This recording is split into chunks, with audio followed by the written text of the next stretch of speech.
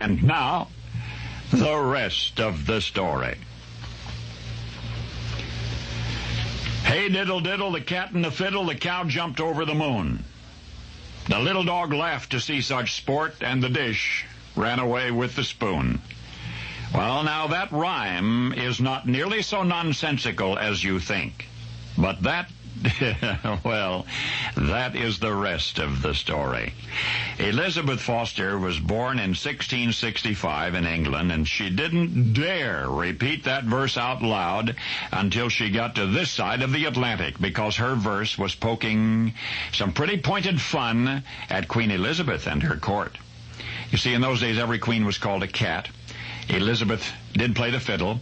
The little dog was her lover, the Earl of Leicester, and the spoon referred to Lady Catherine Grey, a lady-in-waiting who tasted every dish before it was served to Her Majesty. The dish, well, that was the Earl of Hertford, custodian of the Queen's tableware, and it was he who eloped with Lady Catherine. And you thought this was kid stuff? Elizabeth Foster came to the United States with her little poem, married a widower in Boston named Isaac Goose, who had 10 children. Elizabeth became Mother Goose, that's right, to 10 children, and for the amusement of her 10 stepchildren, Mrs. Goose recited other little verses, which she had brought from England or written en route. The one about Mary, Mary, quite contrary, that referred to Mary, Queen of Scots. King George was Georgie Porgy, who kissed the girls and made them cry. Edward VI, who seized farms for sheep pastures, was lampooned in her verse, Ba, ba, black sheep. Eventually, the second Mrs. Goose had another 10 children. Now there were 20. Her little verses became necessary bedtime ditties with which to put her enormous brood to sleep, and it was about this time that she wrote of the old woman who lived in a shoe, who had so many children she didn't know what to do. And yet the rhymes which are now so familiar might never have been heard outside the nursery, except that one day, while Mrs. Goose was still cooing verses to the most recent offspring, some of the earlier ones were ripening for marriage, and there appeared upon the scene one Thomas Fleet from Shropshire, England, and he wooed and won one of the Goose daughters. But he, a staunch Tory, did not like the way Mrs. Goose poked fun at the crown, and eventually his antagonism mounted to a fury, and he sought in callous ire to brand her publicly. Now, Fleet was a printer. So in 1719, he copied down those verses, and he published them in a pamphlet referring to the author as Old Mother Goose. In this way, he sought to alienate all of the Back Bay from his stepmother-in-law.